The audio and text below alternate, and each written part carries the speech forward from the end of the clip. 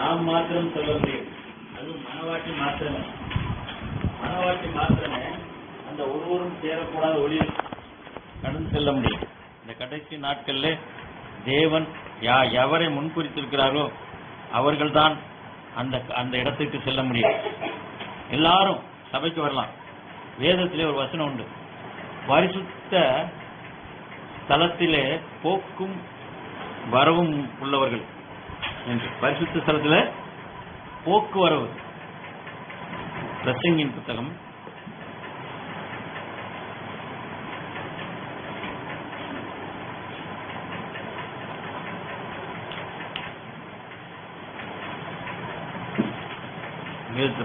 புத்தகம் 8ஆம் அதிகாரம் 10வது வசனம். பரிசுத்த ஸ்தலத்துக்கு போக்கு வரவு செய்த துன்மார்க்கர் அடக்கம் பண்ணப்பட்டதை கண்டேன். பரிசுத்த ஸ்தலத்துக்கு போக்குவரவு செய்த துன்மார்க்கர் யாரு? பரிசுத்த ஸ்தலத்துக்கு போக்குவரவு செய்த துன்மார்க்கர். அப்ப துன்மார்க்கர்களும் சபைக்கு போக்கும் வரவுமாக இருப்பார்கள். துன்மார்க்கர் சபைக்கு போக்கும் வரவுமா இருப்பாங்க. ஆனால் பழைய ஏற்பாட்டு காலத்தில் இந்த மகா பரிசுத்த ஸ்தலத்துக்கு, அந்த ஆசரிப்பு கூடாரத்துக்கு போக்கும் வரவுமா இருக்கக்கூடிய ஜனங்கள் இருந்தார்கள் எல்லாம். ஆனா போக்கும் வரவுமா இருக்கிறவங்க பூராமே நிரந்தரமாக உள்துறைக்குள் பிரவேசிக்க முடியாது, மகா பரிசுத்த ஸ்தலத்துக்குள் பிரவேசிக்க முடியாது. ஆகையினால தேவனை ஆராதிப்பதற்கு நாம் போக்கும் வரவுமாக இருக்கக்கூடாது. டிரான்ஸ்போர்ட் என்ன, போக்குவரத்து கழகம், இது பேருனா போக்குவரத்து. மெயின்கார்ல இருந்து வரும், போக வேண்டிய ஊருக்கு போகும், திரும்ப எங்க போகும்? காக்கா பேடைக்குள்ள இருந்து நோவா வெளியே விட்டோன்னா அது போக்கும் வருத்தமா இருந்தோம். காக்கா என்ன பண்ணுது? போக்கும் வருத்தமாக இருந்தது.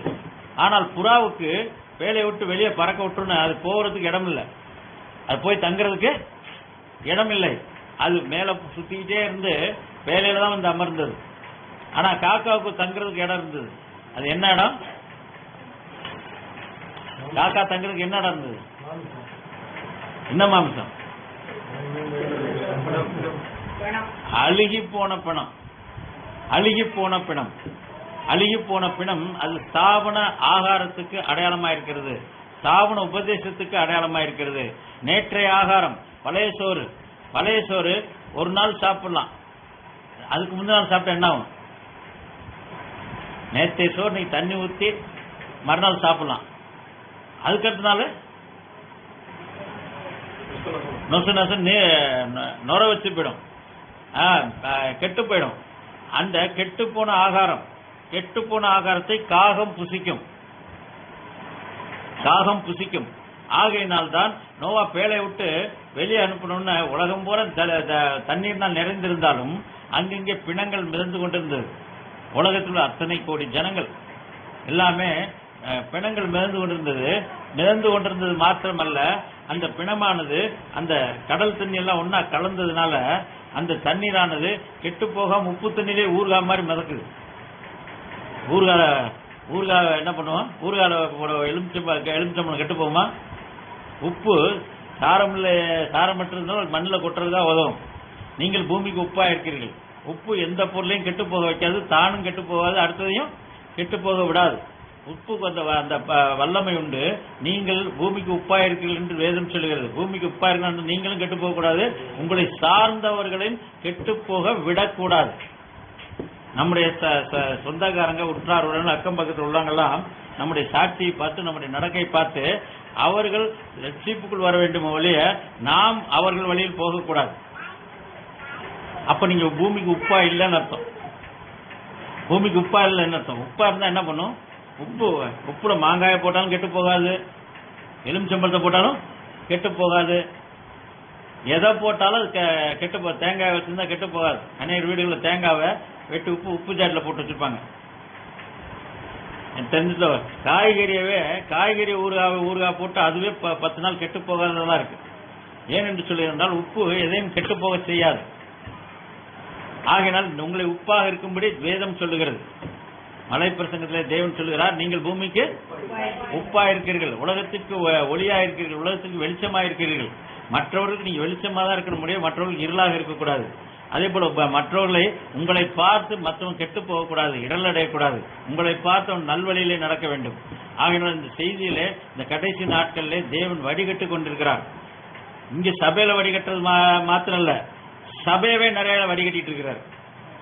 சபைகளையே என்ன கடைசி கால சபைகளையே முழுவதுமாக ஸ்தாபனமாக மாற்றி தேவன் அவர்களை வடிகட்டி கொண்டிருக்கிறார். ஏனென்றால் பரிசுத்த ஸ்தலத்துக்கு போக்கும் வரவுமாக இருக்கக்கூடிய துன்மார்க்கர் என்று சொல்கிறார். அவங்க பரிசுத்த ஸ்தலத்துக்கு வருவாங்க. பரிசுத்த ஸ்தலம் என்பது எது? எது பரிசுத்த ஸ்தலம்? இந்த இடம் ஃபுல்லா பரிசுத்த ஸ்தலம். இந்த இடம் ஃபுல்லா இங்க வரைக்கும் துன்மார்க்கர் போக்கும் வரவு. துன்மார்க்கர் அந்த இடத்துக்கு வர்றதே ஆசாரியர்கள் தான். இந்த இடத்துக்கு வர்றதே இது ஆசாரியர் ஊழியம் செய்யக்கூடிய இடம். ஆனால் அங்க வெளியே அந்த இடத்துல இங்க யார் ஊழியம் செய்யற இடம்? இங்க பிரகாரத்தில் ஊழியம் செய்யறவங்க யாரு? இந்த பிரகாரத்திலே ஊழியம் செய்கிறவர்கள் லேவியர்கள். பிரகாரத்தில் ஊழியம் செய்யறவங்க லேவியர்கள். ஆனால் பரிசுத்த ஸ்தலம் என்பது இந்த இடம். இந்த இடத்துக்கு ஆசாரியர்கள் தான் உள்ள வருவாங்க. அந்த இடத்துக்கு ஆசாரியர்கள் தான் உள்ள வரக்கூடிய இடம். அந்த இடத்தையே இங்கே பிரசங்கில் சாலமோன் சொல்லுகிறான், பரிசுத்த ஸ்தலத்துக்கு போக்கும் வரத்துமாக இருக்கக்கூடிய. அப்ப ஆசாரியர்களில் துன்மார்க்கர்கள் இருப்பார்கள். தேவனுடைய ஊழியக்காரங்கள்ல பாஸ்டர்கள் துன்மார்க்கர்கள் இருப்பார்கள். நல்லா தெரிஞ்சுங்க, பாஸ்டர்கள் துன்மார்க்கரான பாஸ்டர்கள். நீங்க பாஸ்டர்னா ஊழியக்காரன், எல்லாரும் ஊழியக்காரர் அல்ல. பாஸ்டர் ஊழியத்துக்கு அழைப்பு பெற்ற பெற்றோர்கள் இல்லாமல் அழைக்காமல் வந்தவர்கள் இருக்கிறார்கள். அவர்களாம் துன்மார்க்கராக இருக்கிறார்கள். யூதாசை தேவன் அழைக்கவில்லை. யூதாஸ் அழைச்சாரா? என்னை பின்பற்றி வா, எனக்கு சீசனா இருப்பாயாக என்று யூதாசிடம் அவர் சொல்லவும் இல்லை. ஆனால் அவனா வந்தான், அவனுக்கு பொறுப்பையும் கொடுத்தாரு, பொக்கிஷதாரன். அவன் யாரு? இந்த செய்தியை வாசிப்பேன் என்றால் யூதாசை தேவனோடு கடைசி வரைக்கும் கூட வர்றான். அவனுக்கு பொக்கிஷதாரராக இருக்கிறார்கள். அவன் யூதாசும் ஒரு இயேசுவை மாதிரி ஒரு பிரசங்கியான். யூதாசும் இயேசுவை போல அவன் பிரசங்கித்து வந்தான். இயேசுவை போல அவன் ஒரு மேய்ப்பரை போல அவன் ஒரு பிரசங்கியாக இருந்தான் என்று இந்த செய்தியில் சொல்றார். படிச்சீங்களா எல்லாரும்? இனி அடுத்த வாரத்துல இருந்து புது புக் எது வந்தாலும் 2 வாரம் டைம் கொடுத்ததுக்கு அப்புறம் அதுக்குள்ள படிச்சுட்டு அவங்களுக்கு கொடுத்த புக்கை கொண்டு வரணும்.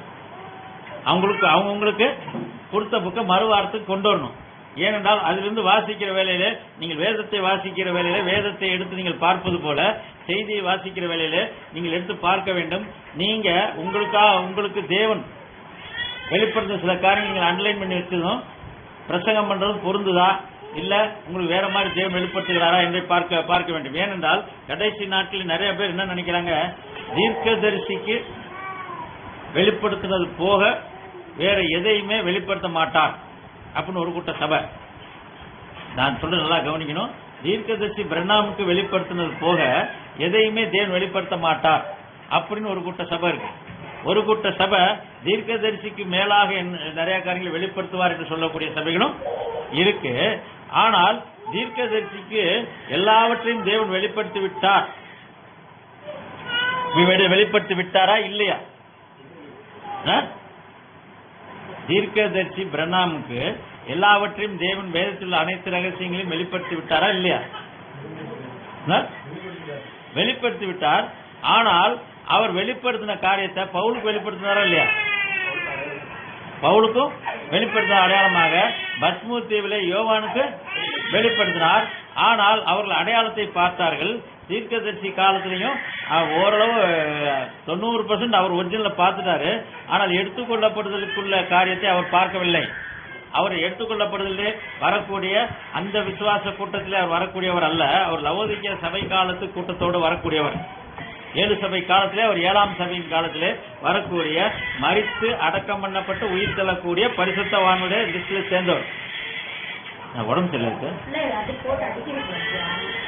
மாடி கூட்டு போமா, யாரோட மாடி கூட்டு போய் வேடி கேட்டுவாங்க, அடிக்காதீங்க. அப்ப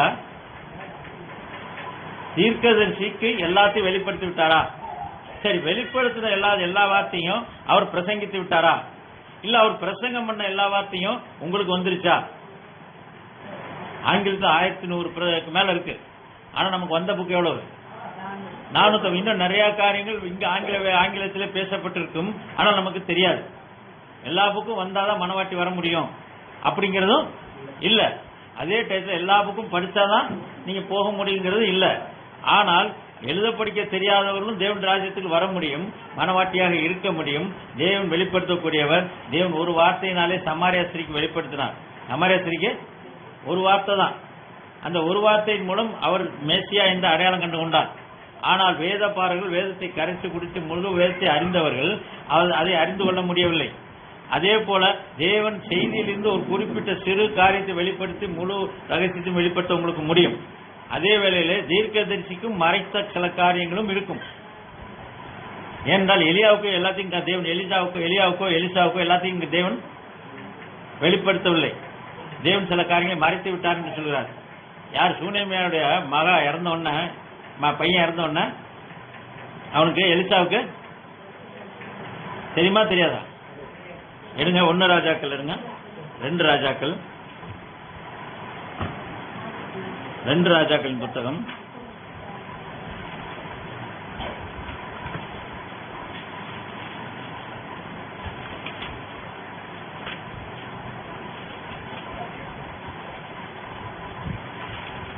2 ராஜாக்கள்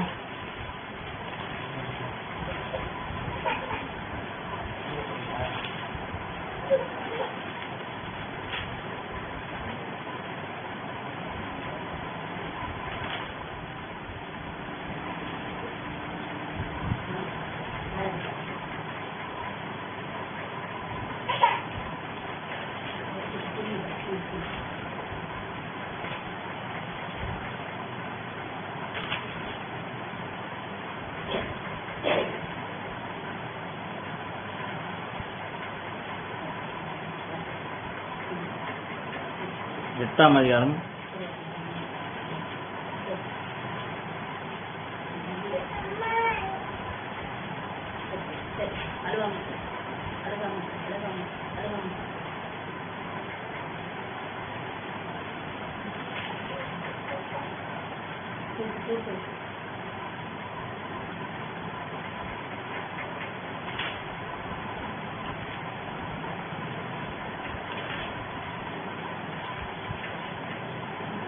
4ஆம் அதிகாரம்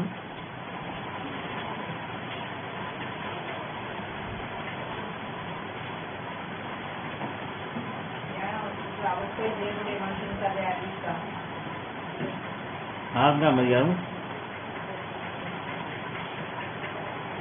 27ஆவது வசனம். 4:27 2 ராஜாக்கள் 4:27. தேவனுடைய மனுஷனிடத்தில் வந்து அவன் காலை பிடித்துக் கொண்டாள். அப்பொழுது கேயாசி அவளை விலக்கிவிட வந்தான். தேவனுடைய மனுஷன் அவளை தடுக்காதே, அவள் ஆத்துமா துக்கமாயிருக்கிறது, கர்த்தர் அதை எனக்கு அறிவியாமல் மறைத்து வைத்தாள் என்றான். கர்த்தர் அவளுடைய மகன் வியாதி பற்றிருப்பதை எனக்கு அறிவியாமல் மறைத்து வைத்திருக்கிறார். சூனேம் ஊர் ஸ்திரியான அவளுக்கு அந்த குழந்தை இறந்ததை கர்த்தர் எலிசாவுக்கு மறைத்து வைத்து விட்டார். அதே போல தீர்க்கதரிசிக்கு எல்லாமே தேவன் வெளிப்படுத்தி விடுவார். ஆனா தீர்க்கதரிசிக்கு சொல்லாம தேசத்துல எந்த காரியத்தையும் தேவன் செய்வதில்லை. நல்லா கவனிங்க. தீர்க்கதரிசிக்கு தெரிவிக்காமல் எந்த காரியத்தையும் தேவன் தேசத்தில் செய்வதில்லை. அதே தேவன் எல்லாத்தையும் தீர்க்கதரிசிக்கு சொல்லுவாருங்கிற அவசியமும் சொல்லணுங்கிற அவசியமும் இல்ல. ஆகையினாலே தீர்க்கதரிசிக்கு தெரியாத ரகசியங்கள் உங்களுக்கு தெரியுமா அப்படின்னு ஒருத்தர் என்கிட்ட கேட்டார். தீர்க்கதரிசிக்கு தெரியாத காரியத்தை உங்களுக்கு தெரியுமான்னு கேட்டா நீங்க என்ன சொல்லுவீங்க? தேவன் தீர்க்கதரிசி பிரண்ணாமுக்கு வெளிப்படுத்தாத காரியம் உங்களுக்கு தெரியுமா? நீங்க உங்களுக்கு சொந்தமா தெரியுமா தெரியாத? சொல்ல கொஞ்சம் தைரியம் அல்ல. தேவன் லவோதிக்கா சபை காலத்து தீர்க்கதரிசியாக பிரண்ணாமுக்கு வெளிப்படுத்தாத ஏதாவது ஒரு காரியத்தை உங்களுக்கு வெளிப்படுத்துவாரா மாட்டாரா? வெளிப்படுத்த முடியாதா? வெளிப்படுத்த முடியும். மணவாட்டி, தீர்க்கதரிசியும் மணவாட்டி, நீங்களும் மணவாட்டி. நீங்கள் மணவாட்டியா இருக்கும் பட்சத்தில் தீர்க்கதரிசிக்கு என்ன வெளிப்படுத்தினாரோ அதே காரியத்தை உங்களுக்கு வெளிப்படுத்த முடியும். அதே டயத்துல தீர்க்கதரிசிக்கு வெளிப்படுத்தல நீங்க சொல்ல முடியாது. ஏனால் அவருக்கு வெளிப்படுத்தி இருக்கலாம். வெளிப்படுத்தின எல்லாத்தையும் அவர் பிரசங்கித்தாரா என்றால் அது சொல்ல முடியாது. இரண்டாம் வெளிப்படுத்தின எல்லாத்தையும் அவர் அந்த 1100 செய்தியில எல்லாத்தையும் அவர் சொல்லியிருக்காரான்னு சொல்லவும் முடியாது. சில காரியத்தை அவர் சொல்லாமே விட்டுருக்கலாம். நமக்கு என்னது தேவையோ, இயேசு கிறிஸ்து எவ்வளவோ பிரசங்கம் பண்ணார், எல்லாமே பைபிள்ல போடல. இயேசு கிறிஸ்து மலை பிரசங்கத்தை 3 நாள் பிரசங்கம் பண்ணாராம். எத்தனை நாள்? ஆனா நம்ம மத்தேயு 5, 6, 7 இந்த 3 அதிகாரம் தான் மலை பிரசங்கத்துல சொல்லப்பட்டிருக்கு. இந்த 3 அதிகாரத்தை பிரசங்கம் பண்றதுக்கு 3 நாள் ஆகும். 3 அதிகாரத்தை 1 மணி நேரத்துல வாசிச்சிடலாம், 1 மணி நேரத்துல வாசித்து விடலாம். 3 அதிகாரத்தை தான் மலை பிரசங்கத்தில் இயேசு கிறிஸ்து பிரசங்கம் பண்ணது வேதத்திலே போடப்பட்டிருக்கிறது. இயேசு கிறிஸ்து செய்த அநேக அற்புத அடையாளங்களை எழுதுவதற்கு இந்த உலகம் கொள்ளாது என்று யோவான் சொல்றான். இந்த உலகம் எங்க சொல்லப்பட்டிருக்கு? இயேசு கிறிஸ்து செய்த அநேக அற்புத அடையாளங்கள் உண்டு. அதை எழுத வேண்டும் என்றால் உலகம் எங்க சொல்லப்பட்டிருக்கு? யோவான் எழுதின சுவிசேஷம்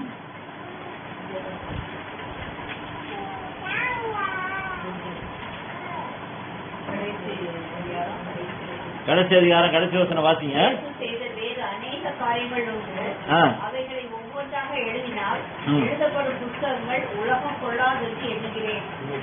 அது எல்லாத்தையும் எழுதப்படும் புத்தகம்.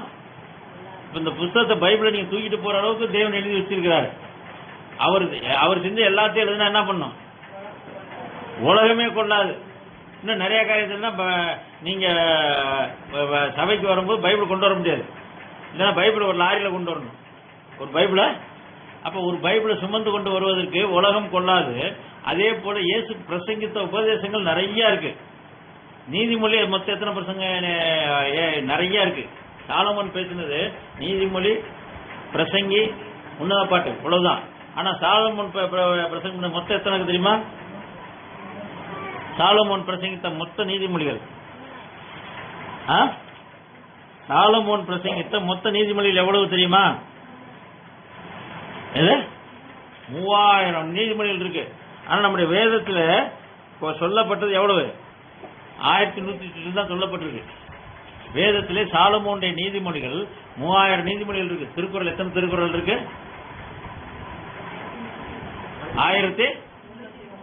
1330 திருக்குறளையும் உங்க ஸ்கூல் பாட புத்தகத்துல, தமிழ் பாட புத்தகத்துல உங்களுக்கு எழுதுறது இல்ல. ஒவ்வொரு பாட புத்தகத்துல எத்தனை திருக்குறள் வரும் வருஷத்துக்கு? 10 திருக்குறள் இருக்குமா? அவ்வளவுதான். ஸ்கூல்ல உங்களுக்கு திருக்குறள் உண்டா? ஆமா, வாத்தியார் தெரியும். 10 திருக்குறள் கொடுப்போம். எல்லாத்தையும் பிள்ளைங்க படிக்க முடியாது. 1330 திருக்குறள். அதே மாதிரி சாலமோனுடைய நீதிமொழிகள் 3000 நீதிமொழிகள் இருக்கு. ஆனால் வேதத்திலே கொஞ்சம் சொல்லப்பட்டிருக்கு. அதே போல நிறைய தீர்க்கதரிசிகள் சொல்லது எல்லாமே சுருக்கி தான் பைபிள்ல போட்டிருக்கு. பைபிள ரொம்ப சுருக்கி போட்டிருக்கு. ஏனென்றால் வேதத்தில் எல்லாத்தையுமே எழுதுனா இடம் கொள்ளாது. அதே போல இயேசு மலை பிரசங்கத்துல 3 நாள் பிரசங்கம் பண்ணார். 3 நாளும் அவர் சிறு பையன் 5 அப்பங்களையும் எத்தனை மீனையும் 5 அப்பங்களையும் 2 மீனையும் டிஃபன் பாக்ஸ்ல வீட்டுல இருந்து அவங்க அம்மா வீட்டுல இருந்து கொடுத்துட்டு இருப்பாங்க. இயேசு பிரசங்கம் பண்ணார், போய் கேளுதா அப்படின்னு வீட்டுல அனுப்பியிருப்பாங்க போட்டிருக்கு. ஒரு சிறு பையன் 5 அப்பத்தையும் 2 மீனையும் டிஃபன் பாக்ஸ் எடுத்துட்டு இயேசு கிறிஸ்துடைய பிரசங்கத்தை கேட்க மலை பிரசங்கத்துக்கு கேட்க மலைக்கு வந்திருக்கிறான். அவன் மலையடி வாரத்திலே இயேசு மலை மேல் நின்று பிரசங்கம் பண்ற ஜனங்கள் பூரா மலையடி வாரத்திலே அமர்ந்திருக்கிறார்கள். அமர்ந்து கேட்கிற வேலையில அந்த டிஃபன் பாக்ஸ்ல சாப்பாடை கொண்டு வந்தவன் சாப்பிட மறந்துட்டான். அவன் என்ன பண்ணா, வீட்டுல ஸ்கூலுக்கு டிஃபன் பாக்ஸ்ல கொடுத்து வர மாதிரி டிஃபன் பாக்ஸ்ல 5 அப்பங்களும் 2 மீனும் கொடுத்து விட்டுருக்காங்க. அவன் சாப்பிட மறந்து இயேசு கிறிஸ்து பிரசங்கத்தை 3 நாள் பாஸ்டிங்ல கேட்டிருக்கான். சாப்பிட கூட அவனுக்கு நினைவே வரல. அப்புறம் தான் 3 நாள் கழிச்சுதான் இங்க யார புசிக்கிறதுக்கு ஏதாவது கொண்டு இருக்கான்னு கேட்கும்போது ஒரு சிறு பையன் 5 பையன் அவன் சாப்பிடாம வச்சிருக்கான். அவன் சாப்பிடாம இருந்து அதை நம்ம அவனுக்கு கொடுத்து அதை வைத்து தேவன் எல்லாத்துக்கும் போஷிக்கிறான்.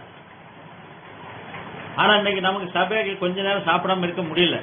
சின்ன பிள்ளைங்களை விட்டு சொல்லுங்க. சின்ன பிள்ளைங்கள விட்டு தள்ளுங்க, நமக்கு எல்லாமே முடியல. அப்ப அவங்க எப்ப அந்த நாட்களிலே தேவனுடைய வார்த்தையை கேட்பதற்கு எவ்வளவு ஆவல் உள்ளவர்களாக இருந்திருப்பார்கள், எவ்வளவு ஆவல் உள்ளவர்களாக இருந்திருப்பார்கள். அப்படி ஆவல் உள்ளவர்கள் இருந்தவர்களே நித்தியத்துக்குள் எல்லாரும் போக முடியல, நித்தியத்துக்குள் எல்லாரும் போக முடியல. ஆனா இன்னைக்கு நமக்கு அந்த அளவு 3 நாள் சாப்பிடாம இங்க பாஸ்டிங் பிரசங்கம் பண்ணா யாராவது இருப்பீங்களா? 3 நாள் தொடர்ந்து உலகத்துல கன்வென்ஷன் வைக்கிறான் நிறைய சபைகள்ல, அவங்க சாப்பாடு கொடுத்து 3 நாள் வைக்கிறாங்க. அப்ப 3 நாள் சாப்பிடாம இயேசு கிறிஸ்துடைய பிரசங்கத்தை கேட்டுக்கொண்டிருந்த சிறு பையன் கொண்டு வந்த சாப்பாடு சாப்பிடல. அவன் சாப்பிட்டு அவன் அங்க இருந்திருக்காது, வேற எங்கேயுமே சாப்பாடு. இந்த வனாந்தரமான பகுதியில எங்க போய் சாப்பாடு ரெடி பண்றதுன்னு சீசர்கள் கேட்கறாங்க. இந்த வனாந்தரத்துல எங்க போய் ஹோட்டலா இருக்கு நினைச்சா போய் வாங்கிட்டு வரதுக்கு? அங்க இஸ்ரேல் நாட்டுல அந்த நாட்கள்ல ஹோட்டலும் கிடையாது, ஒண்ணும் கிடையாது. அதுவும் எத்தனை பேர் 5 அப்பங்களே 2 மீன் எத்தனை பேர் சாப்பிட்டாங்க? 5000 புருஷர்கள். ஸ்திரீகள் எத்தனை பேர் வந்தாங்கன்னு தெரியாது, பிள்ளைங்க எத்தனை பேர் வந்தாங்கன்னு தெரியாது. மொத்தம் 5000 புருஷர்கள், 5000 ஸ்திரீகள், 5000 பிள்ளைங்க வச்சுட்டா மொத்தம் 15,000க்கு மேல இருக்கு. அவ்வளவு பேருக்கும் அந்த சிறு பையனுக்கு ஒருடைய ஆகாரம் தான் கொடுக்கப்பட்டது. அவன் பசியில் அதை சாப்பிடாம வச்சிருந்திருக்கான். அப்ப அதே போல வேதத்தில் வார்த்தையில் தாகம் இருந்த அந்த ஜனங்களே இழக்கப்பட்டு போய்விட்டார்கள் நிறைய பேர். ஆகினால் இஸ்ரவேலர் எல்லாரும் இஸ்ரவேலர் அல்லவே, உண்மையான இஸ்ரவேலர் எல்லாரும் இஸ்ரவேலர் அல்லவே. அதே மாதிரி விசுவாசிகள் எல்லாரும் விசுவாசிகள் அல்லவே, உண்மையான விசுவாசி என்பது வேற. ஆகினாலும் இந்த கடைசி நாட்கள்ல ஊழியர்கள் எல்லாம் ஊழியர்கள் அல்லவே. கடந்த நாட்கள்ல வெளியூர்ல இருந்து நிறைய ஊழியக்காரர்கள் புதுசா யாருன்னே தெரியல, நான் செய்தியில் இருக்காங்க, எப்படியோ உங்க மெசேஜ் வந்துச்சு, இன்னொருத்தர் சொன்னாரு எனக்கு அனுப்பி வைங்க அப்படின்னு சொல்லி போன் பண்ணி கிட்டத்தட்ட 1 மணி நேரம் 2 மணி நேரம் போன்ல பேசுறாங்க.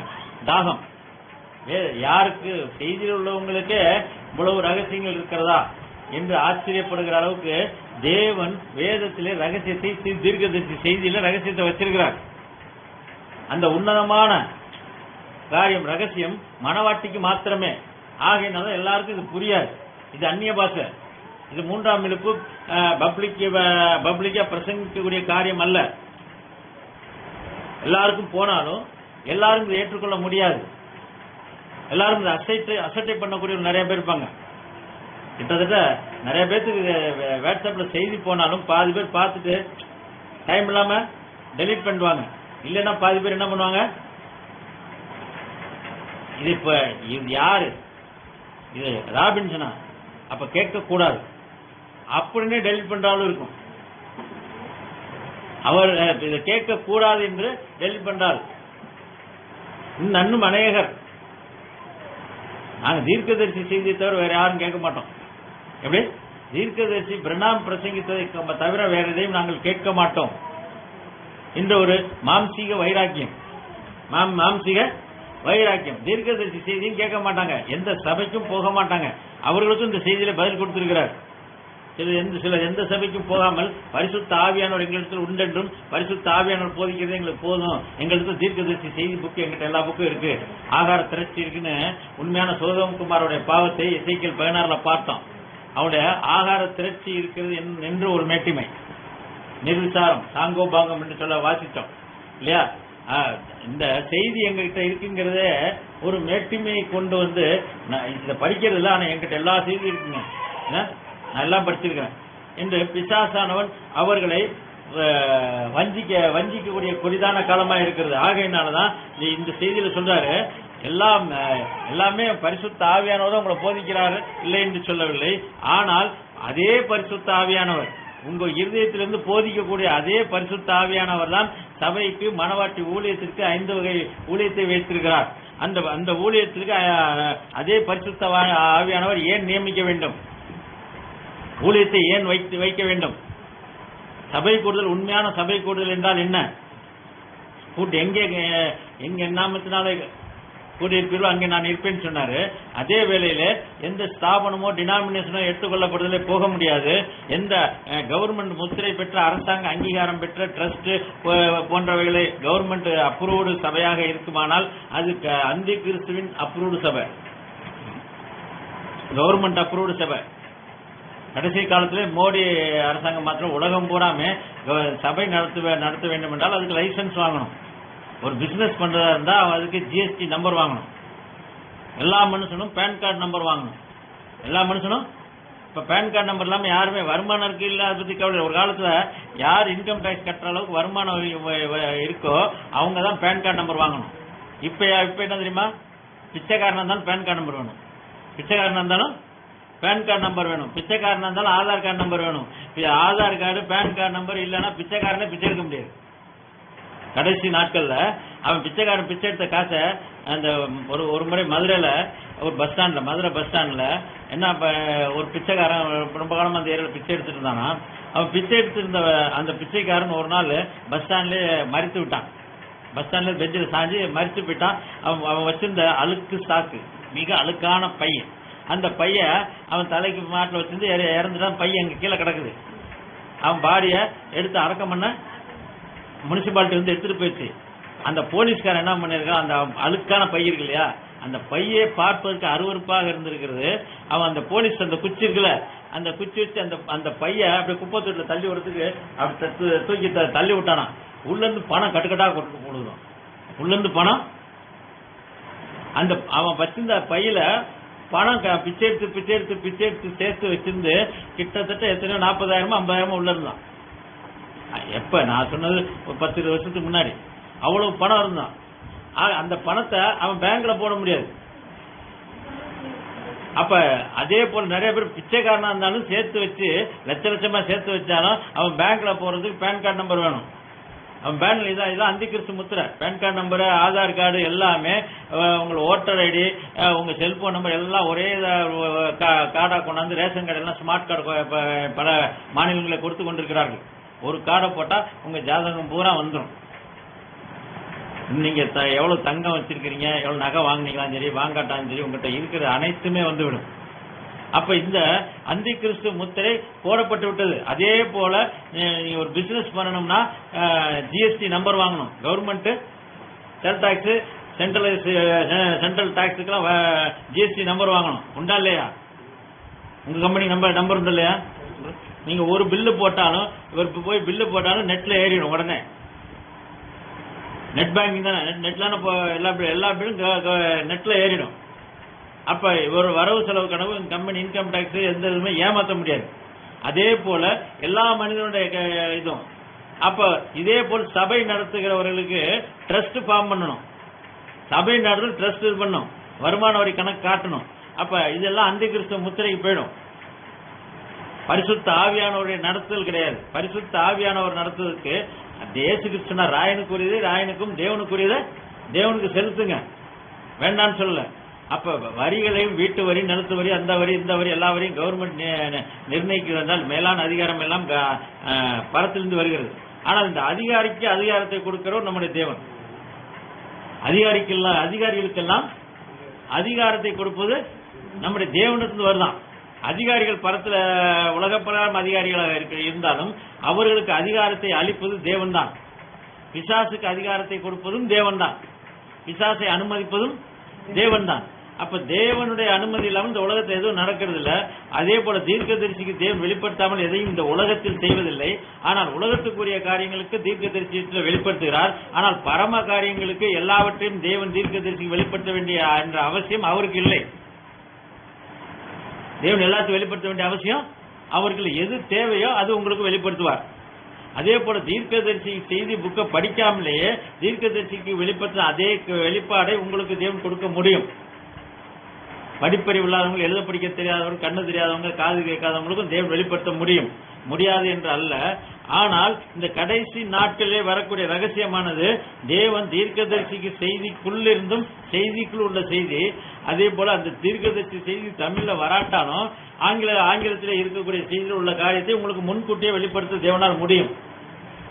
நீங்க அதை படித்து டிரான்ஸ்லேட் பண்ணி வெளியே வந்த பிறகு நீங்க அதை படித்து தெரிந்து கொள்வதற்கு முன்பதாகவே தேவன் உங்களுக்கு ரகசியங்களை வெளிப்படுத்த வல்லவராயிருக்கிறார். ஆகையினால தேவன் வெளிப்பாடு கொடுக்கிறதுக்கு வெளிப்பாடு 2 வகைப்படுகிறார். வெளிப்பாடு எத்தனை வகைப்படும்? 2. ஒன்று இங்கிருந்து வரக்கூடிய வெளிப்பாடு, இன்னொன்று இங்கிருந்து வரக்கூடிய வெளிப்பாடு. மாம்சம் ரத்தம் உனக்கு வெளிப்படுத்துவதின் பேர் சொன்னார். மாம்சம் ரத்தம் வெளிப்படுத்துவது மூளை அறிவு, சிந்தை. இதுதான் மனசு, இதுதான் சிந்தையும் தான். மனசுங்கிற இங்கே எதுவும் கிடையாது. இங்கே இருதயம் என்பது பரிசுத்த ஆவியானவர் அமர்ந்திருக்கக்கூடிய சிங்காசனம்.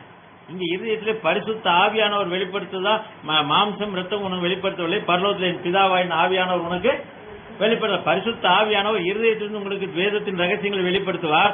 ஆனால் சிந்தையில வெளிப்படுவது பிசாசு சிந்தையிலிருந்து வெளிப்படுத்த முடியும். சுய அறிவு பிசாசு வெளிப்படுத்தாட்டாலும் மூளை அறிவு, மாம்சம் ரத்தம் வெளிப்படுத்தினாலே அது பிசாசு தான். உங்களுடைய மாம்சம் ஒரு ரகசியத்தை வெளிப்படுத்தினால் உங்கள் மூளை அறிவு, உங்களுடைய அறிவு உங்களுக்கு சில காரியத்தை வெளிப்படுத்துவோமானால் அது அறிவு பிசாசினால் உண்டானது. அறிவு யாருனால உண்டானது? பிசாசு. ஆகையினால்தான் உலக கல்வி, உலக படிப்புக்கு எவ்வளவு முக்கியத்துவம் நம்ம கொடுக்கறாங்க. ஆனால் அதுக்கு முக்கியத்துவம் கொடுக்கறதுலாம் காரணம் என்னவென்றால், நல்லா படிச்சா நல்ல வேலைக்கு போகலாம், நல்லா சம்பாதிக்கலாம், கவலைப்படாம கஷ்டப்படாம சாப்பிட முடியும். இதுக்குதான் படிப்பு. ஆனால் வேதத்தை அறிந்து கொள்வது எல்லாவற்றுக்கும் மேலானதா இருக்கிறது. வேதத்தை அறிந்து கொள்வதற்கும் உலக படிப்புக்கும் சம்பந்தமே இல்லை. ஆகையினால்தான் தேவன் ஞானிகளை வெட்கப்படுத்தும்படியாக பாலகர்களையும் பைத்தியங்களையும் தெரிந்து கொண்டார். எழுத படிக்காத ஆடு மாடு மேய்க்கக்கூடிய மீனவர்கள், மேய்ப்பர்கள், அஞ்ஞானிகளை தெரிந்து கொண்டார். அதே போல நம்முடைய லவோதிக்கேய சபை காலத்து தீர்க்கதரிசி எத்தனை கிளாஸ் வரைக்கும் படிச்சிருக்கிறார்? 7வது தான் படிச்சிருக்காரு. யாரும் நம்புவாங்களா? 7வது படிச்ச தீர்க்கதரிசி 1100 மெசேஜஸ், அவ்வளவு தேவன் பரிசுத்த ஆவியானவர்ல கிரியை செய்ததை எந்த ஸ்தாபனமும் அந்த மெசேஜை பார்த்து படிச்சு புரிஞ்சக்கூடிய அளவுக்கு கூட கெப்பாசிட்டி இல்லை பைபிள் காலேஜுகள்னால. 7ஆம் கிளாஸ் படிச்ச தீர்க்கதரிசி பிரசங்கித்த செய்தி எல்லா வேதாகம கல்லூரியை காட்டிலும் மேலான செய்தியா இருக்கிறது. ஏனென்றால் வேதாகம கல்லூரிகள் அறிவுபூர்வமான பிரசங்கத்தை கொடுக்கிறது. வேதாகம கல்லூரிகள் வேதத்தை அறிவுபூர்வமாக உங்களுக்கு வெளிப்படுத்துகிறது. ஆனால் அறிவுபூர்வமான வெளிப்படுத்துதல் உங்களுக்கு அதில் நரகத்தை கொண்டு போய்விடும். அறிவு உங்களுக்கு நித்திய ஜீவனை கொண்டு போக முடியாது. பரிசுத்த ஆவியானவர் மூலமா வெளிப்படுத்தக்கூடிய தேவனுடைய வார்த்தை தான் உங்கள் நித்திய ஜீவனுக்கு கொண்டு செல்லும். ஆகையினால் நித்திய ஜீவனை பெற்றுக்கொள்ள வேண்டும் என்றால் நீங்கள் இருதயத்திலே வெளிப்பாடை பெற வேண்டும். மூளையில வெளிப்பாடை பெற்றிருக்கிறதுனால இன்னைக்கு end time message, end time செய்தி, கடைசி கால செய்தியுள்ள தீர்க்கதரிசி புத்தகத்தை வைத்து வாசித்துக் கொண்டிருக்கிற சபைகளுக்குள்ளே ஏகப்பட்ட குழப்பம், அவங்களுக்குள்ள கிட்டத்தட்ட ஏகப்பட்ட கருத்து வேறுபாடு. ஏனென்றால் மூளை அறிவிலே இதை வாசிக்க முடியும். இந்த செய்தியை மூளை அறிவுல வாசிக்க முடியும். இந்த வேதத்தை மூளை, அதாவது தீர்க்கதரிசி கண்ணு இருக்கிறவனா வாசிக்கலாம், கை இருக்கிறவனா இந்த புத்தகத்தை திறக்க முடியுமா?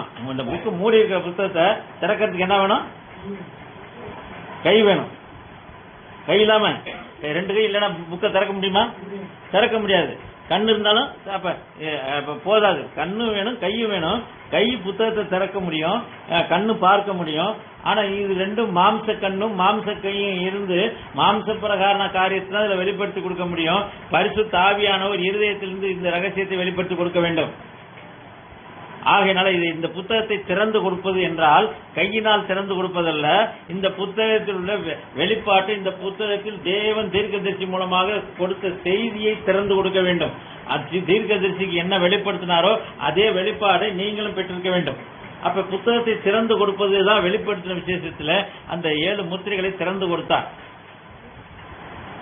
தீர்க்கதரிசி 7 முத்திரைகளை திறந்து கொடுத்தாரு, அவர் உடைக்கவில்லை.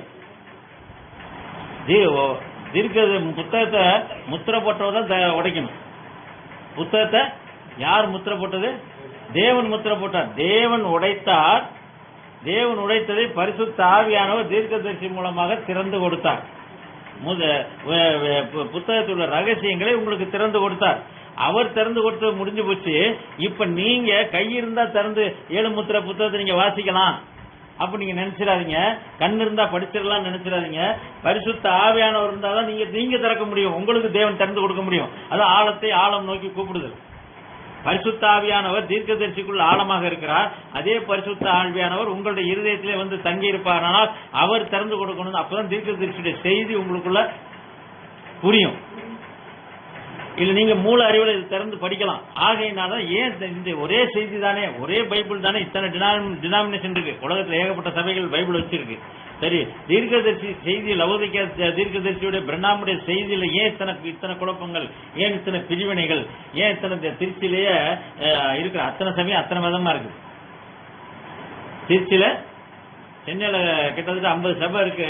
அத்தனை சபையும் ஒருத்தருக்கு ஒத்து வர மாட்டேங்குது. ஒருத்தருக்கு ஒத்து வந்தா டாக்டரின் பேசிடலாம். சபை ஊழியர் ஐக்கியத்துல கண்டிஷனே என்னது, டாக்டரின் பேசக்கூடாது. ஊழியர் ஐக்கியத்துல கண்டிஷன் என்னது, மெட்ராஸ்ல ஊழியர் ஐக்கியம் நிறைய நடக்குது. இந்த எண்ட் டைம் மெசேஜ்ல பாஸ்டர்ஸ் மீட்டிங் நடக்குது. ஆனா இங்க இதே மாதிரி பாஸ்டர்ஸ் மீட்டிங் இங்கே திருச்சியில் நிறைய அழைப்பு கொடுத்துட்டே இருக்கிறாங்க. என்கிட்ட திருச்சியில் அத்தனை பாஸ்டர்கள் அழைப்பு வரும். ஏன்னா ஒரு காலத்துல நான் ஸ்தாபனத்துல ஊழிய பாஸ்டராக இருந்தபடினால் எல்லா ஸ்தாபன ஊழியக்காரங்களும் எனக்கு அழைப்பு கொடுப்பாங்க, வாங்கி இடைக்கு போறதுக்கு வச்சிரு. அப்ப எல்லாமே பாஸ்டர்ஸ் இதே போல எண்ட் டைம் மெசேஜ்லயும் பாஸ்டர் மீட்டிங் அங்கங்க நடந்துட்டு இருக்கு, எல்லா இடங்களையும் நடக்குது. அவங்களுக்குள்ளேயும் கருத்து வேறுபாடு. ஆனால் அவர்கள் அந்தி கிறிஸ்துவின் ஆவியை கொண்டு ஐக்கியப்படுகிறார்கள். சகோதர சிநேகம் அப்படி அல்ல. உண்மையான சகோதர சிநேகம் என்றால் என்ன? அந்த பிரமிட்ல போட்டிருக்கு, அந்த பிரமிட்ல போட்டிருக்கு என்ன போட்டிருக்கு? முதல்ல என்னது? விசுவாசம், விசுவாசம் தைரியம், தைரியம் எடுத்து ஞானம், இச்சை அடக்கம், பொறுமை, தேவபக்தி. இது பூரா இருந்தாதான் நீங்க சகோதரன். நீங்க எனக்கு சகோதரன் சொல்லணும். எப்ப சொல்லணும்? இங்க அநேகர் வந்து ஆராதனைக்கு வரலாம், குடிச்சிட்டு ஒருத்தர் ஆராதனைக்கு வருவாரு, என்ன பிச்சை உழைக்கவே கூடாது, குடிச்சிட்டு இந்த தீர்க்கதரிசி செய்தியை கேட்கறதுக்கு வந்து உட்கார்றது அது தேவலாம், உழைக்கவே கூடாது, ஏன்னா அடுத்தவங்க காசுலேயே பொழைக்கணும் அப்படின்னு கொள்கையோட வந்து உட்கார்ந்து இருக்கிற ஆட்கள் வருவாங்க, பலதரப்பட்டவர்கள். ஏனென்றால் பிரசங்கில வாசித்தோம், பரிசுத்த ஸ்தலத்துக்கு போக்கும் வரத்துமா இருக்கக்கூடிய அவர்கள் துன்மார்க்கிறான் பரிசுத்த ஸ்தலத்துக்கு வருவாங்க. அப்ப இந்த லேவியர் ஊழியர் செய்யக்கூடிய இந்த இடத்து வரைக்கும் வரக்கூடியவர்கள் துன்மார்க்கரும் வருவார்கள். தேவனுடைய ஊழியக்காரனாகிய துன்மார்க்கர்கள், ஊழியக்காரர்கள் என்று சொல்லிக் கொள்ளக்கூடிய துன்மார்க்கர்கள், உலக ஆசை கொண்ட ஊழியக்காரர்கள். உலக துன்மார்க்கர்னா என்ன? துன்மார்க்கமான காரியம் எதுவும் செய்யணும். பண ஆசை, பொருளாசை, உலக ஆசை, பெண் ஆசை, எது இருந்தாலும் துன்மார்க்கம் தான். அப்ப நீங்க யாரை சகோதரர் என்று சொல்ல வேண்டும் என்றால், விசுவாசம் இருக்கிறவன், உண்மையான விசுவாசம் உனக்கு இருக்கணும். அந்த விசுவாசத்தோட என்ன இருக்கணும்?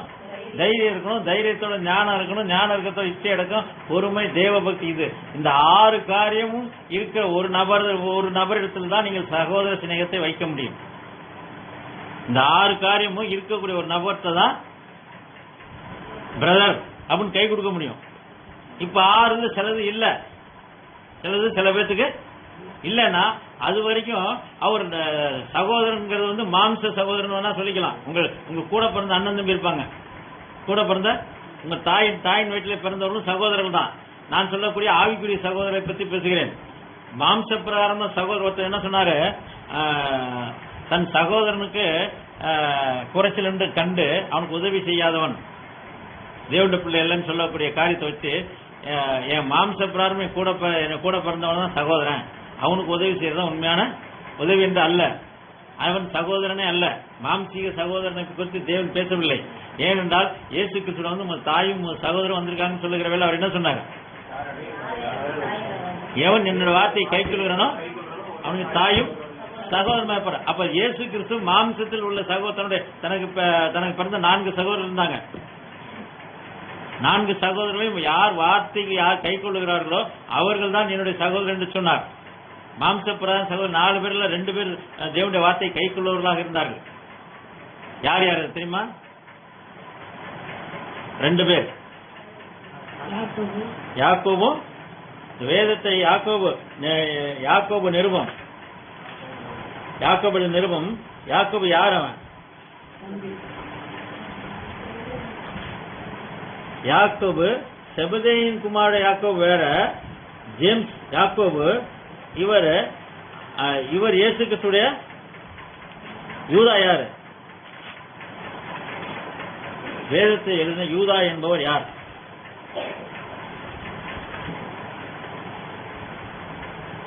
மரியாளுக்கும் யோசேப்புக்கும் பிறந்த இயேசு கிறிஸ்துடைய மாம்ச பிரகாரம் எடுத்துக்கொண்டால் தம்பி, மாம்ச பிரகாரம் எடுத்துக்கொண்டால் யூதா யாரு? இயேசு கிறிஸ்துவுக்கு சகோதரன். அப்ப இவன் சகோதரன். இந்த சகோதரனை அவர் சகோதரன் என்று எப்பொழுது அங்கீகரிக்கிறார் என்றால், என் வார்த்தையை கை கொள்றவன் எனக்கு உண்மையான சகோதரன். யார்? என் தாய். தாயை கூட அவர் ஏற்றுக்கொள்ளவில்லை, மாம்சீக தாயாக அவர் ஏற்றுக்கொள்ளவில்லை. யார் உண்மையான தாய்? அவருடைய வார்த்தையை கை கொள்ளுகிறவள். அப்ப இப்பொழுது நீங்கள் உங்களுக்கு ஆவிக்குரிய சகோதரன் என்று நீங்கள் யாரை சொல்ல வேண்டும் என்றால், இந்த 6 தன்மை உள்ளவங்க தான் உங்களுக்கு சகோதரன். இந்த 6 தன்மையில ஏதாவது உங்களுக்கு இல்லை என்றால் அவன் உலக பிரகாரமான மாம்ச பிரகாரமான சகோதரன் என்று வைத்துக் கொள்ளலாம் ஒழிய ஆவிக்குரிய சகோதரன் அல்ல. ஆனால் மாம்ச பிரகார சகோதரனுக்கு என்னிடத்தில் ஒன்றுமில்லை, எந்த ஐக்கியமும் விசுவாசிக்கும் அவன் ஆட்டோமேட்டிக் அவிசுவாசி லிஸ்ட்ல போயிடான். விசுவாசிக்கும் அவிசுவாசிக்கும் சம்பந்தம் ஏது? இருளுக்கும் ஒளிக்கும் ஐக்கியம் ஏது? அப்ப தேவனுடைய ஆலயத்துக்கும் விக்கிரகத்துக்கும் சம்பந்தம் ஏது? அப்படின்னா தேவனுடைய ஆலயத்துக்கு விக்கிரகம் என்றால் பண ஆசை, பொருளாசை. விக்கிரகம்னா சிலை அல்ல, கல் அல்ல. ஏன்னா எந்த ஒரு பொம்மையை வச்சு கும்பிட்டாலும் அது விக்கிரகம் அல்ல, அது விக்கிரகத்துக்கு அடையாளம். உண்மையான இருதயத்தில் உள்ள விக்கிரகத்துக்கு வெளியில உள்ள அடையாளம் தான் அந்த சிலை.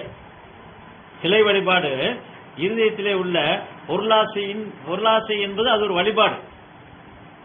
பணத்தை நேசிப்பது, பணத்தை தொழுது கொள்கிறார்கள். உங்கள் பொக்கிஷம் எங்கே இருக்கிறதோ அங்கே உங்களுடைய இருதயம் இருக்கும். அப்ப அவருடைய பொக்கிஷம் எங்கே இருக்கிறது? அவருடைய இருதயத்திலே உள்ள பண ஆசை தான் அவங்களுக்கு பொக்கிஷமாக இருக்கிறது. உலக ஆசை, உலக சிற்றின்பங்களை அனுபவிக்க வேண்டும் என்ற ஆசை, இவை எல்லாமே அவர்களுக்கு விக்கிரகமாக இருக்கிறது. இந்த விக்கிரகத்துக்கும் தேவனுடைய ஆலயத்துக்கும் தான் சம்பந்தம் இல்லை என்று சொன்னால், தேவனுடைய ஆலயம் உங்கள் சரீரம். விக்கிரகத்துக்கும் தேவனுடைய ஆலயத்துக்கும் சம்பந்தம் எதுனா, ஒரு கட்டடமாகிய ஆலயத்துக்கும் ஒரு பொம்மையாகிய விக்கிரகத்துக்கும் மாதா சிலையோ அதுக்கும் அதை அவர் சொல்லவில்லை. ஏனென்றால் கட்டடம் வந்து ஆலயமும் கிடையாது, அந்த பொம்மை விக்கிரகம் கிடையாது. உங்கள் இருதயம் தான் உண்மையான ஆலயம், உங்கள் சரீரம் தான் உண்மையான ஆலயம். உங்க சரீரத்துல உள்ள இருதயத்துல அந்த மகா பரிசுத்த ஸ்தலத்துல, அந்த மகா பரிசுத்த ஸ்தலம் தான் கற்பக்கிரகம்னு சொல்லுவாங்க. இந்துஸ்ல என்ன அந்த சிலை இருக்கக்கூடிய இடத்துக்கு மூலஸ்தானமா? மூலஸ்தானம் சிலை வைக்கக்கூடிய இடம். உள்தறிவில் கருவறை. ஏன்னா கருவறை அது வார்த்தையில நல்ல அருமையான வார்த்தை. கருவறை என்றால் ஜீவன் உருவாகக்கூடிய இடம். கருவறை என்ன அர்த்தம்? ஜீவன் உருவாகக்கூடிய இடம். ஜீவன் உருவாகக்கூடிய நித்திய ஜீவன் உண்டான இடம். அந்த நித்திய ஜீவன் மகா பரிசுத்த ஸ்தலம். அந்த உடன்படிக்கை பெட்டி இருக்கக்கூடிய இடம். அந்த பெட்டி இருக்கக்கூடிய இடத்துல ஜீவன் உருவாகிறது, வல்லமை அந்த இடத்துல இருந்து புறப்படுகிறது. ஆக ஒரு வசனம் கூட உண்டு, அந்த உடன்படிக்கை பெட்டிக்கு வல்லமை நிறைந்த பெட்டின்னு வரும். சங்கீதத்துல சங்கீத புத்தகம்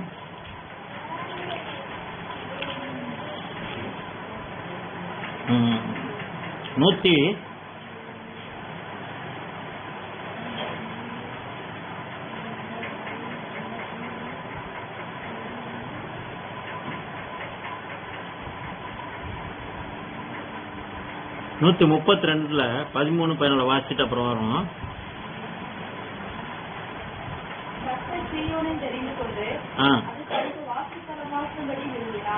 கர்த்தர் சீயோனை தெரிந்து கொண்டு அது தமக்கு வாசஸ்தலமாகும்படி. சியோன் என்பது ஏற்கனவே என்ன சொன்ன, மணவாட்டி. அப்ப மணவாட்டியில அந்த வாசஸ்தலம் இருக்கு. அது எங்க இருக்குன்னா 8ஆம் வசனத்தை வாசிங்க.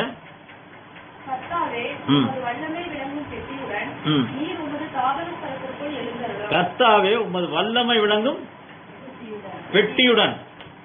இருதயமாகிய பெட்டி, இருதயமாகிய உடன்படிக்கை பெட்டி, அது வல்லமை விளங்கக்கூடிய பெட்டி. தேவன் வாசம் பண்ணக்கூடிய சிங்காசனமாகிய இருதயம், அந்த பெட்டியுடன் நீர் எழுந்தருளும். அப்ப தேவன் மணவாட்டியோடு எழுந்தருள்வது, தேவன் மணவாட்டியோடு காட்சிக்கு வருவது, அதுதான் நீங்கள் மேல தலைக்கல் இருக்கக்கூடிய அன்பு இருக்கிற இடத்துக்கு நீங்க போகணும்.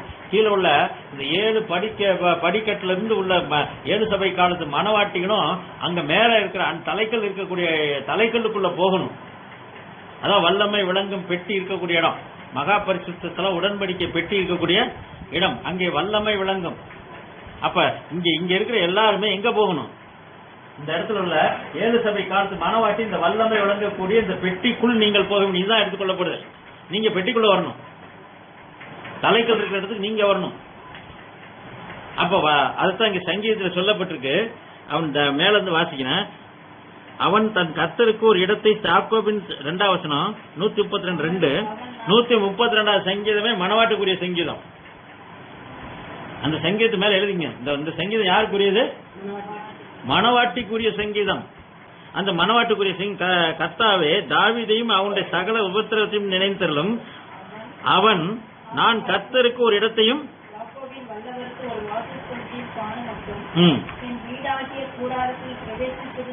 அவனுடைய வீடாகிய கூடாரத்தில் நான் பிரவேசிப்பதில்லை. கர்த்தர்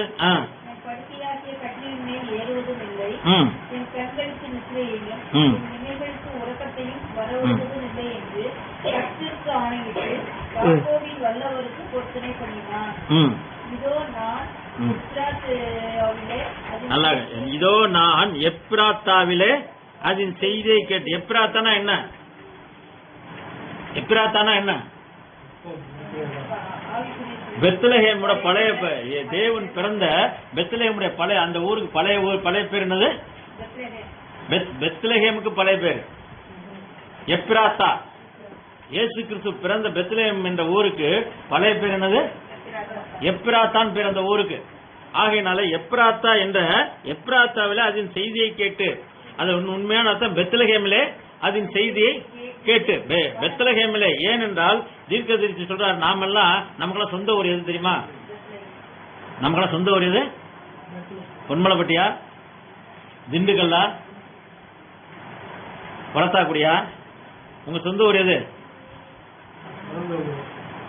சொந்த ஊர் எதுன்னு கேட்டேன், பிறந்த ஊர் எதுன்னு கேட்கல. ஏன்னா பிறந்த ஊர் தான் சொந்த ஊர் எல்லாம் சொல்லுவாங்க. நான் இந்த ஊர்ல பிறந்தேன், அதான் எனக்கு சொந்த ஊர். ஏன்னா அந்த ஊர் மண்ணு. நம்ம மண்ணெல்லாம் அமெரிக்க மண்ணு கிடையாது, ஏன்னா சிலோன் மண்ணு கிடையாது. நம்ம என்ன திருச்சி மண்ணு. திருச்சியில் உள்ள இங்க உள்ள மண்ணுல இருந்து நம்ம சரீரம் வளர்ந்தது. இங்க உள்ள திருச்சி மண்ணு. அப்ப சரி மிஞ்சி போனா தமிழ்நாட்டு மண்ணுன்னு வச்சுக்கோமே. ஏன்னா தமிழ்நாட்டில் உள்ள மண்ணிலிருந்து விளையக்கூடிய காய்கறியும் அரிசியும் சாப்பிட்டு நம்ம சரீரம் வளர்ந்துருக்கு. அப்ப நம்முடைய சரீரம் இங்கே நம்ம சரீரமாகிய மண் எங்கிருந்து எடுக்கப்பட்டது? தமிழ்நாட்டில இருந்து எடுக்கப்பட்டு. நம்ம மண்ணு மலேசியால இருந்து எடுக்கப்படல, சிங்கப்பூர்ல இருந்து எடுக்கப்படல, ஜப்பான்ல இருந்து எடுக்கப்படல. எங்க இருந்து? இந்தியாவிலே தமிழ்நாட்டில இருந்து எடுக்கப்பட்ட மண்ணு தான் எல்லாருடைய மண்ணும். ஆனால் இது சரீரம் எடுக்கப்பட்ட மண். சரீரம் பிறந்த ஊர், அது சொந்த ஊர். ஆனால் அந்த நமக்கு உண்மையான சொந்த ஊர் எது? சொந்த ஊர். உங்க ஊர் சொந்த ஊர்னா ஊரை விலைக்கு வாங்கி வாங்கின மாதிரி அர்த்தமா? நீங்க உங்க சொந்த ஊர் எதுனா ஒருத்தர் திண்டுக்கல்ல நான் சொந்த ஊருங்க, எங்க ஊர் ஜெயங்கொண்டாங்க, எங்க ஊர் அரியலூர்னு ஏதாவது ஒன்று சொல்லலாம். சிஸ்டர் சொந்த ஊர் இது பாலக்கரை தான். பாலக்கரை சொந்த ஊர். அப்ப பாலக்கரை சொந்த ஊர்னா அந்த அங்க உள்ள எல்லா ஊரும் சொந்த இடமா? நமக்கு எதுவும் சம்பந்தம் இல்லை. பாலக்கரை நான் சொந்த ஊர்னு சொல்லிட்டு அங்க உள்ள எந்த வீட்டையும் நம்ம உரிமை கொண்டாட முடியாது, அங்க எதையும் உரிமை கொண்டாட முடியாது. ஆனால் உரிமை கொண்டாடக்கூடிய உண்மையான சொந்த ஊர் எது?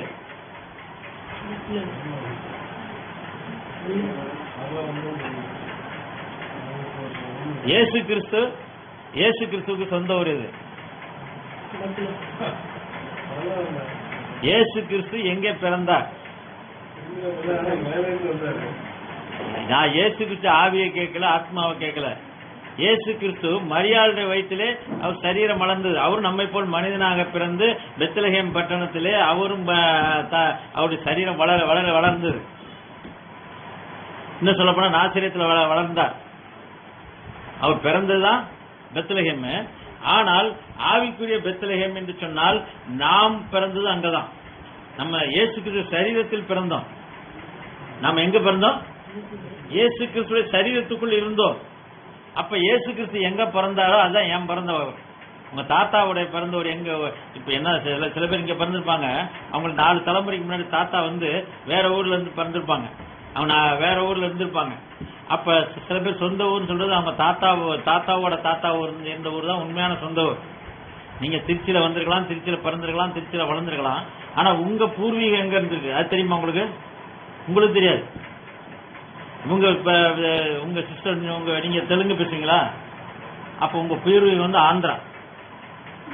உங்க பூர்வீகம் ஆந்திரா. உங்க 10-20 தலைமுறைக்கு முன்னாடி, வெள்ளக்காரன் முன்னாடி ஆந்திராவில இருந்து இங்க வந்தாங்க. ராஜாக்கள் காலத்துல வந்து இங்க வந்து தமிழ்நாட்டுல குடியேறி தமிழரெல்லாம் மாறிட்டாங்க. அவங்க பூர்வீகம் என்னது? வீட்டுல தெலுங்கு பேசுவீங்களா? உங்க பிள்ளைங்களுக்கு தெரியுமா? தெரியாது. அப்ப அவங்களுக்கு தெலுங்கு சுத்தமா ஓரளவு புரியுமா? ஓரளவு புரியும். ஆனா நீங்க உங்க அண்ணன்மாருங்க தெலுங்கு நல்லா பேசுவீங்கல்ல, அப்ப இவங்க ஒரு தலைமுறை முன்னாடி வரும்போது தெலுங்கு நல்லா பேசுவாங்க. அது மாதிரி நிறைய பேர் இருக்கலாம். நீங்க தெலுங்கு பேசுவீங்களா? உங்க அப்பா அம்மா பேசுவாங்க. அப்ப நீங்களும் பூர்வீகம் ஆந்திரா தான். உங்க சொந்த ஊர்னு கேட்டா இப்ப உங்க பிள்ளைங்களுக்கு சொந்த ஊருக்கு தமிழ்நாடு திருச்சின்னு சொல்லலாம் ஒழிய, உங்க ஒரு 2 தலைமுறைக்கு முன்னாடி உள்ளவங்க கேட்டா எங்க சொந்த ஊர் நெல்லூர், எங்க சொந்த ஊர் குண்டூர், விஜயவாடா அப்படின்னு ஆந்திரால ஏதாவது ஊரை சொல்லுவாங்க. அது பூர்வீகம் வந்து அந்த ஊர். அதே போல ஆவிக்குரிய பூர்வீகம் நமக்கு எந்த ஊர்? ஆவிக்குரிய ரீதியில பெத்லகேம். தீர்க்கதரிசி செய்தி சொன்ன நாம் பெத்லகேமில் பிறந்தோன்றார். நம்ம எல்லாரும் யாரு? உண்மையான இயேசு கிறிஸ்துடைய மனவாட்டியும் புத்திரர்களும் தான் பெத்லகேம்ல பிறந்தாங்க. எல்லாரும் பிறக்கல. ஆவிக்குரிய சந்ததி. இப்ப மாம்ச பிரகாரமான சந்ததி தான் நம்ம பேசுறோம். சொந்த ஊர் எந்த ஊரு, எந்த ஊர்ல பிறந்தோம், எந்த ஆஸ்பத்திரியில பிறந்தோம், எந்த மண்ணில பிறந்தோம், எங்க வாழ்ந்தோம் அப்படிங்கிறது மாம்ச பிரகாரமான காரியம். ஆனால் ஆவிக்குரிய பிரகாரமா நம்முடைய ஆவி எங்கே பிறந்தது?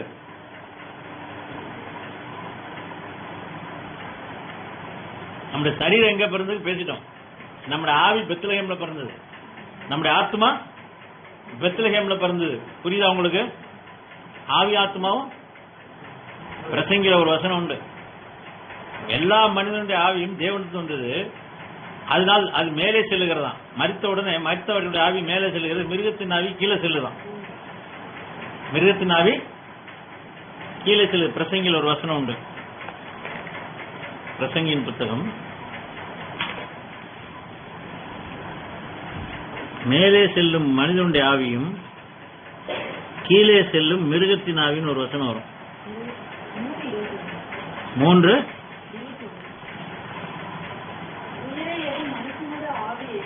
உயரே ஏறும் மனுஷனுடைய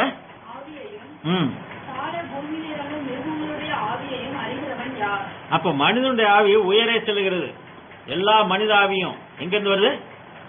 ஆகிய இசைக்கல்ல வாசிச்சோம். இசைக்கல் 37 அதிகாரத்துல காற்று திசை 4 திசையிலிருந்து ஆவி வருது. உலர்ந்து எழும்போது உயிரடை செய்கிறது. ஆனால் பூமியில் மிருகத்தின் ஆவிலாம் பூமிக்குள்ள இருந்து வருது.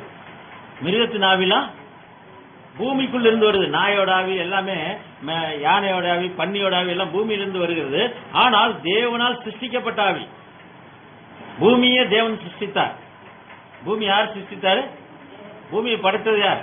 அப்ப பூமியிலிருந்து வந்தாலும் அது தேவனால் படைக்கப்பட்டதாக இருந்தாலும், ஆனால் அது தேவனுக்கு சொந்தமானதல்ல. தேவனால் படைக்கப்பட்டதானாலும் இது தேவனுக்கு சொந்தமானதல்ல. பூமியில் இருந்த மிருகத்தின் ஆவிலாம் இப்ப இந்த பொருள் ஒரு கம்பெனிக்காரன் செஞ்சுட்டான். இது அவனால் படைக்கப்பட்டது. இந்த செல்போன் உதாரணத்துக்கு இது சாம்சங் கம்பெனினால செய்யப்பட்டதுன்னு வச்சுங்களேன். அப்ப இது என்ன கம்பெனி? சாம்சங் கம்பெனியால செய்யப்பட்டது என்று சொன்னாலும் இந்த பொருளானது சாம்சங் கம்பெனிக்கு சொந்தம் அல்ல. இப்ப யார் வாங்கியிருக்காங்களோ அவங்களுக்கு சொந்தம். அதே போல எல்லா பிசாசுகள் எல்லாமே, எல்லா ஆவியும் தேவனால் படைக்கப்பட்டதாக இருந்தாலும் அது பூமிக்கு சொந்தமா இருக்குது. ஆகையினாலே பூமியில் செல்லக்கூடிய ஆவி பூமிக்கு செல்லுகிறது. கர்த்தரிடத்திலிருந்து உருவான ஆவி கர்த்தரிடத்தில் செல்லுகிறது. ஆகையினால மனிதனுடைய ஆவி மேலே செல்லுகிறான், மிருகத்துடைய ஆவி கீழே போகுது. அப்ப நாம் எங்கே இருந்து வந்தோம்? நாம மேல இருந்து வந்தோமா கீழே இருந்து வந்தோமா? நாம் எங்க இருந்து வந்தோம்? நம்மள மிருகம் கிடையாதுல்ல, மனிதனுடைய ஆவி மேல இருந்து வந்தது. நம்முடைய ஆத்மா, கிறிஸ்துவின் ஆத்மா என்பது ஒன்னு மிருகத்தின் ஆத்மா, பொல்லாங்கினால் பிசாசினால் உண்டானவருடைய ஆத்மா நரகத்துக்கு போகக்கூடியது. தேவனால் உண்டான ஆத்மா தேவனிடத்தில் செல்ல வேண்டியது. அப்ப நம்முடைய ஆத்மாவும் தேவனிடத்தில் வந்தது, நம்முடைய ஆவியும் தேவனிடத்தில் வந்தது. நம்முடைய தேவன் பெத்லகேம்ல இருந்து வந்தார். அப்ப நாமளும் எங்க இருந்து வந்திருக்கணும்? நம்முடைய ஆவிக்குரிய சொந்த ஊர் பெத்லகேம். ஆகையினாலதான் நம்ம எல்லாம் ஒரே சரீரத்திலே ஒரே ஆவியினால் இணைக்கப்பட்டிருக்கிறோம். உங்க பூர்வீகம் ஒருத்தர் ஆந்திராவா இருக்கலாம், ஒருத்தர் கர்நாடகாவா இருக்கலாம், ஒருத்தர் கேரளாவா இருக்கலாம். யார் எந்த மாநிலம் இருந்தாலும் ஒருத்தர் மலேசியாக்காரங்களா இருக்கலாம், ஒருத்தர் சிங்கப்பூர்காரங்களா இருக்கலாம், ஒரு சிலோன்காரங்களா இருக்கலாம், அது பொருட்டல்ல. எல்லாருடைய ஆவியும், உலகத்தில் உள்ள அனைவருடைய ஆவியும், உண்மையான மனவாட்டியுடைய ஆவி பெத்லஹேமிலிருந்து வந்தது. மணவாளன் பெத்லஹேமில் பிறந்தபடியினால், அவருடைய விழா எலும்பில் நாம் இருந்தபடியினால், அவருடைய ரத்தத்தில் நம்முடைய ஜீவன் இருந்தபடியினால், நம்முடைய ஆவிக்குரிய ஜீவன் இயேசு கிறிஸ்துவிடமிருந்து வந்தபடியினால், இயேசு கிறிஸ்து எங்கே இருந்து பிறந்தாரோ அங்கே நானும் பிறந்தேன். இயேசு கிறிஸ்து எங்கே கல்வாரி சிலுவையில் அறையப்பட்டாரோ அங்கே நானும் அறையப்பட்டேன். இயேசு கிறிஸ்து அவரோடு கூட மரித்து, அவரோடு கூட அடக்கம் பண்ணப்பட்ட, அவரோடு நான் உயிர் திறந்து விட்டேன். ஆகையினால இப்ப இனி அடுத்து நீங்க உங்க சொந்த ஊர் எதுன்னு கேட்டா என்ன சொல்லணும்? பெத்லஹேம் சொல்லணும். யாரும் பாலக்கரை, பொன்மலைப்பட்டி அப்படின்னு சொல்லவே கூடாது, மறந்துடக்கூடாது. அடுத்து யார் எந்த ஊர் கேட்டாலும் சொந்த ஊர் இது பெத்லஹேம். ஆகையினாலதான் அவர் வாசம் பண்ண. இப்ப திரும்ப 132 சங்கீதத்துக்கு வாங்க.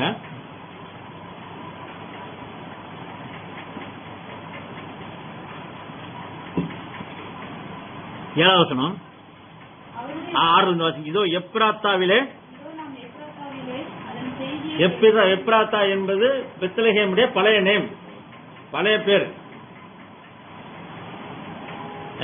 சென்னையில பழைய பேர் என்னது? மெட்ராஸ் இருந்தது. அதுக்கு முந்தைய பழைய பேர் என்ன தெரியுமா? அதுக்கு முந்தி சென்னையோட பழைய பேர் சென்னப்பட்டினமா. சென்னையோட பழைய பேர் அதுக்கு சென்னையில் கொண்டு வந்தாங்க. சென்னையோட பழைய பேரு சென்னப்பட்டினம். இப்போ உள்ள மும்பையோட பழைய பேரு பாம்பே, பம்பாய். இப்போ ஒரு கொல்கத்தாவுடைய பழைய பேரு கல்கத்தா. அதே போல இந்த போன மாயவரத்துக்கு ஊழியத்துக்கு போகும்போது நம்ம தெரிஞ்ச இந்த ட்ரெயின் மாயவரம் போவாதுங்க, மயிலாடுதுறை தாங்க போகின்றது. இந்த ட்ரெயின் மாயவரம் போவாது. மாயவரம் மயிலாடுதுறையும் பழைய பேர் மாயவரம், புது பேரு மயிலாடுதுறை. அங்க அந்த அது ஏற யோசிக்கிறாரு, இதுல மாயவரம்னு போடலன்னு. அந்த ட்ரெயின் என்ன போட்டிருக்கு? மயிலாடுதுறை. அப்ப அந்த ஊர் பேரு மாற்றப்பட்டது. எப்ராத்தா என்று சொன்னால் அந்த ஊர் பேரு பழைய பெத்லஹேமுடைய பழைய பேர். எப்ராத்தாவிலே அதன் செய்தியை கேட்டு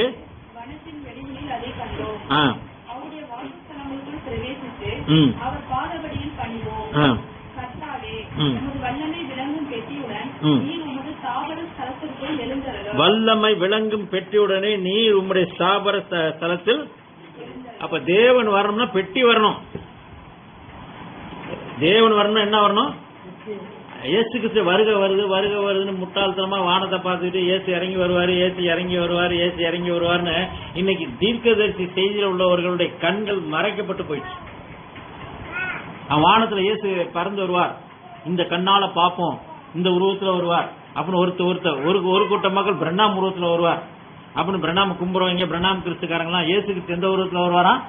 அல்பா உமேகாவா மாறிவிட்டார். எவ்வளவு பிசாசோட கொடிதான வஞ்சகம்! அல்பாவா என்னவா மாறிட்டாரா?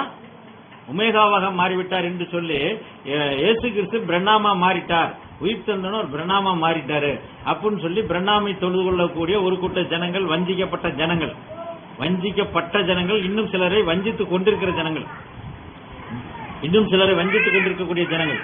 அவர்கள் இயேசு கிறிஸ்து அடுத்து அவர் இந்த உருவத்துல தாடி முடி வச்சுட்டு வந்த இயேசு அடுத்து வலுக்கத்தலையோட பிரண்ணாம் உருவத்துல வருவார் அப்படின்னு எதிர்பார்த்து கொண்டிருக்கிற ஒரு கூட்டம் இருக்கு.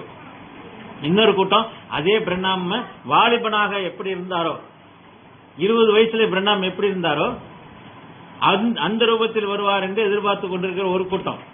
இன்னொரு கூட்டம் இயேசு கிறிஸ்துவே 33 வயசுல தீர்க்கதரிசி சொல்லுகிறார், அவர் 50 வயது உள்ளவரை போல் இருந்தாராம். இயேசு கிறிஸ்து 33 வயசுல அவர் மரிக்கும் பொழுது கல்வாரி சிலுவையிலே ஒரு 50 வயது கிழவனை, 50-55 வயசு கிழவனை சிலுவையில் அறைந்திருந்தால் எப்படி இருக்கும், அதே போல் அவ்வளவு அந்த கேடுள்ளவராக இருந்தார். அதே இயேசு கிறிஸ்து வாலிபத்திலே 16 வயசுல எப்படி இருப்பாரோ அப்படி வானத்திலே தோன்றுவார் என்று ஒரு கூட்ட ஜனங்கள். இன்னொரு கூட்ட ஜனங்கள் அதே தழும்போட இயேசு கிறிஸ்து கையில அதே தழும்போட வருவாரு, அவரை குத்தினவரும் அவரை காணத்தக்கதை என் கைகளையும் கால்களையும் தொட்டு பாருங்கன்னு எப்படி தோமாட்ட சொன்ன சொல்லுவாரு அப்படின்னு எதிர்பார்க்கக்கூடிய ஒரு கூட்டம். எல்லாம் வஞ்சிக்கப்பட்ட கூட்டம். அவர் எப்படி வருவார் என்று அந்த நாட்களிலே சங்கீதக்காரனாகிய தாவீதுக்கு வெளிப்பட்ட ரகசியம் கூட உங்களுக்கு வெளிப்படல. பழைய ஏற்பாட்டு காலத்திலே தாவீது அவர் வாசம் பண்ண வேண்டும் என்றால் வல்லமை விளங்கும் பெட்டியோடு வரணுமா. அவர் வாசம் பண்ணுவதற்கு, அவர் அமர்வதற்கு, அவர் சிங்காசனம் போட்டு உட்காருவதற்கு அங்க என்ன முதல்ல வரணுமா? வாசிங்க. கர்த்தாவே உமது வல்லமை விளங்கும் வெற்றியுடன் நீர் உமது ஸ்தாபர ஸ்தலத்திற்குள் எழுந்தருளும். எவ்வளவு அருமையா வேர்டிங்ஸ் இருக்கு, வார்த்தை. பெட்டியோட வானத்திலிருந்து வான் கூட சொல்லல. பெட்டி எங்க போச்சு? இப்ப உடன்படிக்கை பெட்டி எங்க இருக்கு?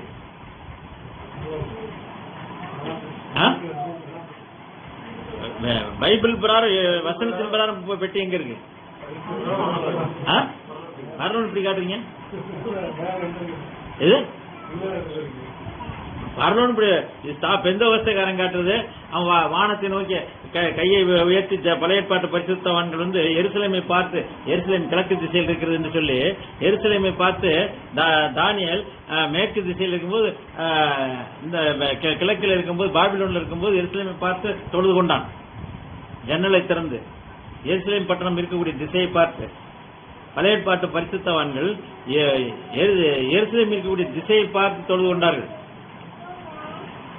இன்றைக்கு புதிய ஏற்பாட்டில் இன்னைக்கு விக்கிரக ஆராதனைக்காரங்களாம் அந்த ஸ்ரீரங்கம் கோயில் இருக்கு இல்லையா, அதை பார்த்து அங்கே உள்ளவர்கள் அந்த கோயிலை பார்த்து தொழுது கொள்வார்கள். சிலர் கிழக்கிலே சூரியன் உதிக்கும் திசையை பார்த்து கிழக்கிலே திரும்பி நின்று தொழுது கொள்வார்கள். பழைய ஏற்பாட்டு பரிசுத்தவான்கள் எருசலேம் தேவாலயத்தை பார்த்து தொழுது கொண்டார்கள். ஆனால் அதே இயேசு கிறிஸ்து அந்த உடன்படிக்கை பெட்டி இப்பொழுது எருசலேமிலே இல்லை, அது பரலோகத்திலே எடுத்துக்கொள்ளப்பட்டது. அது வெளிப்படுத்த 11:19 போட்டிருக்கு. என்ன போட்டிருக்கு? மறக்க கூடாது. வெளிப்படுத்த 11:19 வாசிங்க.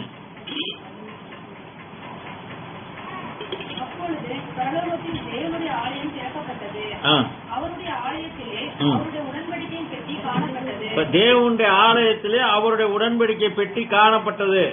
ஏனென்றால் அந்த உடன்படிக்கை பெட்டி ஆலயத்துக்குள்ளதான் இருக்கணும். உடன்படிக்கை பெட்டி எங்க இருக்கணும்? உண்மையான ஆலயத்துக்குள்ள இருக்கணும். இந்த ஆசரிப்பு கூடாரம் உண்மையான ஆலயமானா இல்ல. இந்த ஆசரிப்பு கூடாரம் உண்மையான ஆலயமா? இது உண்மையான ஆலயம். இது உடன்படிக்கப்பட்டு இங்க இருந்தது. பழைய பாட்டு இது அடித்த இது எல்லாம் எடுபட்டு சாலமோன் ஆலயத்தை கட்டுகிற வேளையில எருசலேமுக்குள்ள அந்த மகா பரிசுத்த ஸ்தலத்தை அங்கே வைக்கப்பட்டது. நேபுகாத்நேச்சார் காலத்தில் எல்லாம் இடிக்கப்பட்ட உடனே பெட்டி எல்லாம் காணாம போயிட்டு அது எங்க போச்சுன்னு தெரியல. இன்னைக்கு இருக்க அந்த 10 அந்த மோசையோட கற்பலகை எங்கே இருக்கிறது என்று தெரியல. ஆனால்